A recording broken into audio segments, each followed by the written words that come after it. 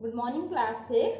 This is our English book, Real English, a multi-skill language course. So, dear students, last class में हमने एक बहुत ही interesting chapter read out किया था, chapter number 10, the red room, जो कि एक सुपर नेचुरल पावर जैसा सा हमें लग रहा था, या हमें ऐसा लग रहा था कि कुछ घोस्ट की अपीयरेंस होने वाली है चैप्टर के अंदर, बट ऐसा नहीं हुआ। और हमें एक बहुत ही इम्पोर्टेंट चीज सीखने को मिली कि जो हमारा सबसे बड़ा डर होता है वही हमें डराता है, उसके अलावा और कुछ नहीं होता जिससे हम डर जाएं। तो हमें बस अपने मन के डर से ओवरकम करना है, उसके अलावा ऐसी कोई चीज नहीं है जिससे हम डर सकें। तो आज हम इस चैप्टर के कॉम्प्रिहेंशन सेक्शन को डिस्कस करेंगे। So let's start. A1, complete the following sentences in your own word. तो यहाँ कुछ सेंटेंसेस हैं, इन्हें अपने वर्ड्स में आपको कंप्लीट करना है। The young man seemed over confident because, तो यंग मैन ओवर कॉन्फिडेंट क्यों लग रहा था? क्योंकि वो भूतों में विश्वास नहीं करता था, उसे ऐसा लगता था भूत जैसी कोई चीज नहीं होती। तो हम यहाँ क्या लिख सकते हैं? The young man seemed over confident because he don't believe, B-E-L-I-E-V-E, believe in ghost, G-H-O-S-T-S, he don't believe in ghost. Next, the three caretaker had never visited the room because, जो 3 केयर टेकर थे वहां पे, वो कभी भी room में क्यों enter नहीं हुए? रेड रूम में क्या कारण था इसका? उनको ऐसा लगता था कि कमरे में भूत है, तो इसीलिए वो कभी एंटर नहीं हुए। तो हम लिख सकते हैं because they believed, B-E-L-I-E-V-E-D, believed that there, आगे लिख रहे हैं हम, there were ghost, G-H-O-S-T-S, ghosts in that room. ठीक है, नेक्स्ट क्वेश्चन देखते हैं। The red room of the Lauren castle was infamous because, तो जो रेड रूम था लॉरेन कैसल का, वो इनफेमस क्यों था? इनफेमस हमने पढ़ा था जो नेगेटिव सेंस में फेमस हो, या जो इविल है, ये इतना डरावना वो क्यों था? रेड रूम लॉरेन कैसल का इतना डरावना, या ऐसा क्या था जिसकी वजह से उसको इतना शापित माना जाता था? ऐसा इसीलिए था क्योंकि देखो, जो भी वहाँ के लोग थे, उनको ये लगता था कि वो बहुत ही डरावना रूम है, डरावना कमरा है, और जो भी वहां जाता है रात के समय उसके साथ कोई ना कोई हादसा हो जाता है, कुछ मिस हैपनिंग हो जाता है। इसी वजह से उसको इनफेमस बोला जाता था कैसल के रेड रूम को। तो अब हम इसका आंसर यहाँ लिख लेते हैं, ठीक है ना, क्योंकि हमारे पास स्पेस का थोड़ा सा इशू है। तो लिखेंगे पीपल, यहां तक तो है ही, because people thought, THOUGHT, thought it was haunted, HAUNTED, haunted, and anyone who went there at night met with terrible, TERRIBLE,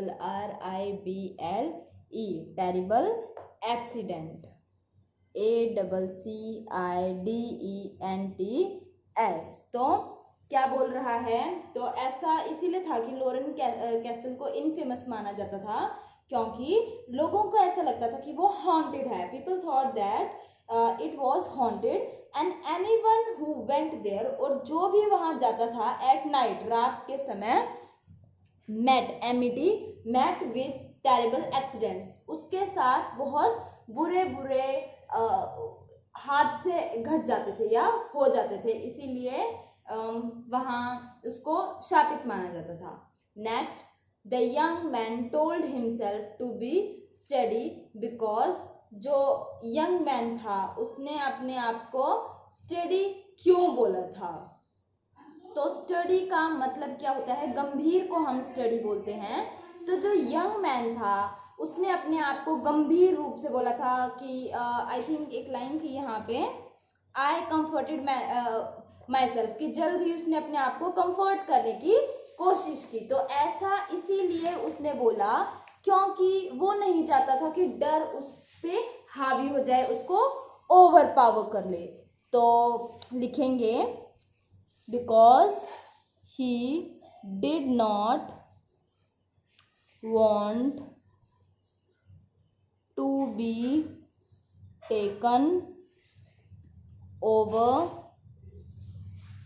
by fear, F-E-A-R, fear, because he did not want to be taken, क्योंकि वो नहीं चाहता था कि डर taken over by fear, की fear उसको अपने जाल में फंसा ले या फियर में वो फंस जाए, उससे पहले वो अपने आप को नॉर्मल कर लेना चाहता था। The young man did not remember where he was because, तो यंग मैन को क्यों याद नहीं था कि वो कहाँ पे है? ऐसा इसीलिए था क्योंकि वो बेहोश हो गया था, है ना, किसी चीज ने उसको टक्कर मार दी थी जिसके बाद वो बेहोश हो गया था। तो लिखेंगे because he had lost consciousness, CONSCIOUSNESS,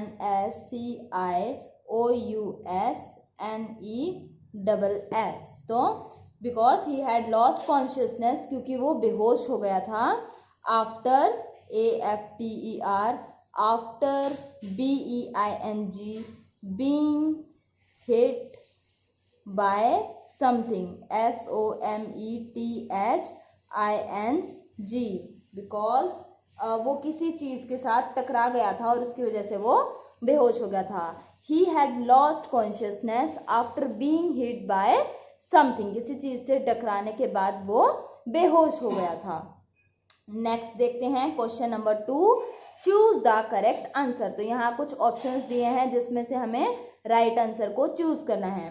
the young man felt a little uncomfortable on his way to the red room, why, जो जवान आदमी था वो थोड़ा घबरा रहा था रेड रूम तक जाने का, जो उसका रास्ता था, सफर था, उसमें वो कुछ अनकंफर्टेबल सा फील कर रहा था। वाई, ऐसा क्यों? The way to the red room was dark and shadowy and this added to the घोस्टी एटमोस्फियर, क्योंकि जो रेड रूम का रास्ता था वो डार्क था, एकदम अंधेरा था, और शैडोई, काफी ज्यादा वहां पर छाइयां पड़ रही थी। And this added to the घोस्टी एटमोस्फियर, और ये ऐड कर रहा था घोस्टली एटमोस्फियर को और ज्यादा बढ़ा रहा था। Second option, he was scared of ghosts and expected them to haunt the corridor, तो ऐसा इसलिए था क्योंकि वो भूतों से डरा हुआ था और ये एक्सपेक्ट कर रहा था कि वो शायद कहीं कॉरिडोर में ही घूम रहे हैं। Third one is he was in the castle against his wishes, क्योंकि वो अपनी इच्छाओं के विपरीत वहां आया था या किसी की जोर जबरदस्ती के बाद वहां आया था। तो सेकंड और थर्ड ऑप्शन बिल्कुल ठीक नहीं है। फर्स्ट ऑप्शन ठीक है क्योंकि वो कमरे का जो रास्ता था वो बहुत अंधेरा वहां पे था और परछाइयां थी जो कि एटमॉस्फेयर को और ज्यादा डरावना कर रहे थे। तो first option is the right one. Second question देखते हैं, why did the young man decide to stay in the red room, young man ने क्यों डिसाइड किया कि वो रेड रूम के अंदर रुकेगा। First, he wanted to break a record of surviving a haunted house, क्योंकि वो ये रिकॉर्ड तोड़ना चाहता था कि हॉन्टेड हाउस के अंदर भी कोई जीवित रह सकता है। Second, he wanted to prove that ghosts don't exist, वो ये साबित करना चाहता था कि भूत नहीं होते। Third, he wanted to prove that the old caretakers had murdered his friend, वो ये प्रूव करना चाहता था कि जो वहां के केयर टेकर हैं, बूढ़े आदमी हैं, उन्हीं ने उसके दोस्तों को मार दिया है। तो सेकंड ऑप्शन ठीक है इसमें, वो ये साबित करना चाहता था कि भूत नहीं होते, क्योंकि उसने स्टार्टिंग में ही, जब हमारे चैप्टर की स्टार्टिंग हुई थी तभी यहाँ पे ये बात आई थी कि indeed if ghost do exist they will have to work very hard to scare me, कि अगर वास्तव में घोस्ट होते हैं तो उनको बहुत मेहनत करनी पड़ेगी। और उससे पहले था I do not believe in ghost, कि मैं भूतों में विश्वास नहीं करता हूँ। तो यही ऑप्शन राइट होगा यहाँ पे। सेकंड ऑप्शन भी यही कह रहा है कि he wanted to prove that ghost don't exist, वो ये साबित करना चाहता था कि घोस्ट नहीं होते हैं। तो नेक्स्ट क्वेश्चन देखते हैं, question number 3। The young man ensured that every part of the room was well lit because, जो जवान आदमी था वो ये एंश्योर करना चाहता था, सुनिश्चित करना चाहता था कि कमरे के हर कोने में रोशनी पूरी तरीके से हो। बिकॉज, ऐसा क्यों? क्योंकि he wanted to be able to see every part of the red room, क्योंकि वो रेड रूम का हर कोना देखना चाहता था अच्छे से। He was afraid of the dark, क्योंकि वो अंधेरे से डरा हुआ था। He wanted to make sure that nobody robbed him while he slept, वो ये श्योर करना चाहता था कि कोई उसका सामान ना चुरा ले, या मतलब कोई डाका ना डाल दे जब वो सो रहा हो उस समय। तो क्या होना चाहिए आपके अकॉर्डिंग? मेरे अकॉर्डिंग तो वो इसीलिए ऐसा करता है क्योंकि वो सब कमरे का कोई कोना उसे दिखाई ना दे, ऐसा ना रह जाए, हर पार्ट उसको क्लियरली देख सके, इसीलिए वो ऐसा करता है। वो अंधेरे से डरता नहीं था, और चोरी वाली कोई बात इसमें हमने पढ़ी नहीं। तो फर्स्ट ऑप्शन राइट हो जाएगा कि he wanted to be able, वो ये करना चाहता था to see every part of the red room, कि वो रेड रूम के हर पार्ट को इजिली देख सके। तो first one is the right. Second question, next question. The young man kept dashing across the room, जो यंग मैन था वो कमरे के अंदर इधर से उधर घूम रहा था। To look for a hidden secret door, ताकि वो एक छुपा हुआ खुफिया रास्ता ढूंढ सके या वहां छुप सके। फॉर अ हिडन मतलब जो खुफिया दरवाजा है उसको देख सके। Second, as he could hear someone call his name, उसको ऐसा लग रहा था जैसे कोई उसका नाम पुकार रहा हो या उसे आवाज दे रहा हो। Third, to relight the candles that kept burning out, वो सभी कैंडल्स को रीलाइट यानी कि दोबारा से जला रहा था। दैट केप्ट बर्निंग आउट, जो कि बुझ रही थी, तो उनको वो जलाने के लिए इधर से उधर भाग रहा था कमरे में। तो इसका बिना सोचे समझे सी आंसर है, क्योंकि कमरे हमने ऐसा नहीं पढ़ा कि कोई सीक्रेट डोर की कोई भी बात नहीं हुई और कोई उसका नाम भी नहीं पुकार रहा था, ऐसी भी कोई बात नहीं हुई थी। तो थर्ड ऑप्शन बिल्कुल ठीक है, क्योंकि वो अंधेरे से बचने के लिए सभी कैंडल्स को लाइट अप कर रहा था। Fifth question is, the young man discovered that the real ghost was the countess who lived in the castle long ago. Second option, his own dead friend. And third, the fear of ghost itself. तो young man ने क्या खोजा, क्या discover किया, क्या पाया कि असली भूत कौन है, that the real ghost was कौन है। फर्स्ट ऑप्शन कहता है कि कोई सम्राटनी कह लो या बेगम कह लो, रानी कह सकते हो आप, कि कोई रानी जो कि बहुत सालों पहले उस किले में रहती थी। Second, his own dead friend, उसका खुद का मरा हुआ दोस्त। या third, the fear of ghost itself, कि भूतों का डर ही भूत था, सच्चा भूत था। तो हमें बहुत अच्छे से पता है कि स्टोरी का कंक्लूजन ही क्या हुआ था, ये बताना कि डर असली भूत है, डर से बड़ा कोई भूत नहीं है। तो यही बहुत इंपॉर्टेंट थीम कह लो स्टोरी की, या मैसेज कह लो कि डर से बड़ा कोई भूत नहीं है। जिस दिन हम अपने डर पे काबू पा लेंगे फिर हमें दुनिया की कोई भी चीज नहीं डरा सकती। तो ये था इसका right answer. Next A3 part हम देख लेते हैं। The young man in the story realized that the things we must fear the most is the feeling of fear itself. Young man in the story, जो जवान आदमी था story में, उसने ये महसूस किया था कि the thing we must fear, जिन चीजों से हम जरूर डरते हैं, the most it is the feeling of fear itself.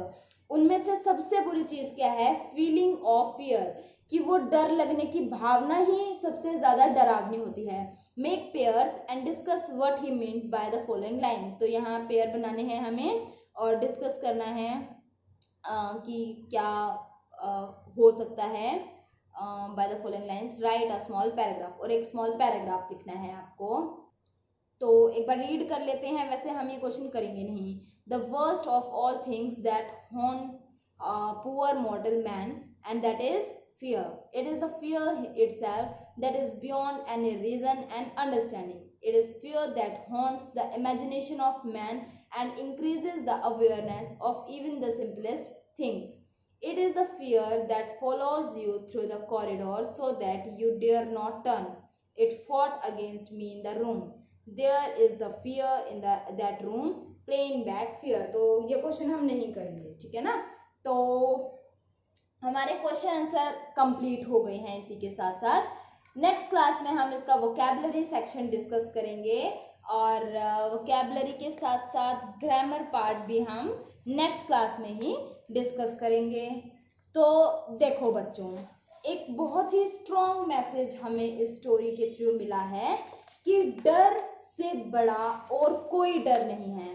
जब हम ये विश्वास कर लें कि शायद कुछ डरावना है, तो एक छोटी से छोटी चीज जिस पे हम शायद कभी फोकस भी नहीं करते, वो चीज भी हमें डरावनी लगती है, वो चीज भी हमें डराने लायक लगती है। पर वही चीज जब हम उस पर नॉर्मली ध्यान ही नहीं देते तो वो हमें डरा भी नहीं पाती है ना।